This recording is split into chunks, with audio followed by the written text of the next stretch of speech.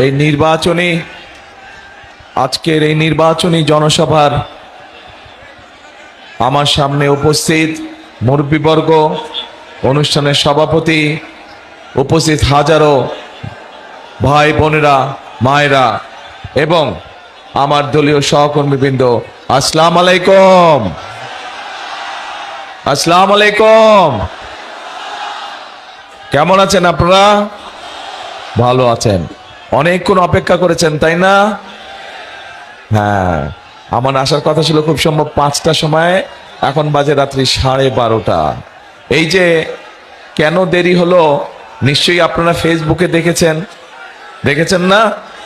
আজকে থেকে বাংলাদেশে এই যে আগামী 12 তারিখে এটাকে সরায় দেন, তাহলে পিছনে করে দেন।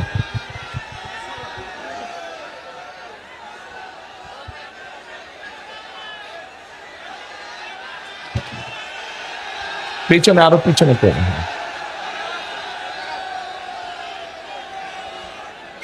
হ্যাঁ, আর এই জায়গাটা ক্লিয়ার করে দেন। এই জায়গাটা পিছনে। এখন ঠিক আছে? তো এই যে আগামী মাসের 12 তারিখ, এই আগামী মাসের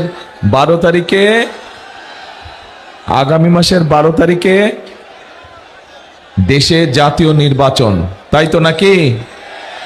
ঠিক বললাম না ভুল বললাম? ঠিক।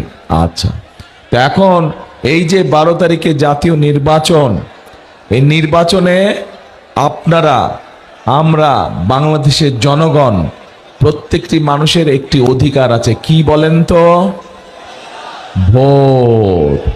ভোটের অধিকার আছে। নির্বাচন সময় যেমন অধিকার, তেমন এই যে এখানে যত মানুষ আপনারা আছেন, আপনারা সহ এই জেলায় যত মানুষ আছে, তাদের মধ্যে যারা তাদের মধ্যে ভোটার আছে না? এখানে ভোটার তো আছেন আপনারা। প্রত্যেকটি ভোটারের দায়িত্ব হচ্ছে কি? ভোট দেওয়া। দায়িত্ব কি? ভোট দেওয়া, পবিত্র দায়িত্ব।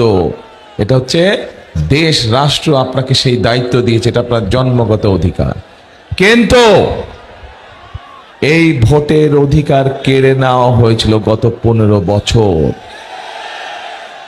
এই ভোটের অধিকারকে আদায় করতে গিয়ে গত 15 বছরে আমাদের শত শত নেতাকর্মী, আরো বিভিন্ন রাজনৈতিক দলের, এমনকি রাজনীতি করে না কিন্তু জনগণের এই অধিকারের পক্ষে কথা বলেছে, এরকম বহু মানুষকে হত্যা করা হয়েছে, গুম করা হয়েছে, খুন করা হয়েছে। বহু হাজার লক্ষ মানুষের বিরুদ্ধে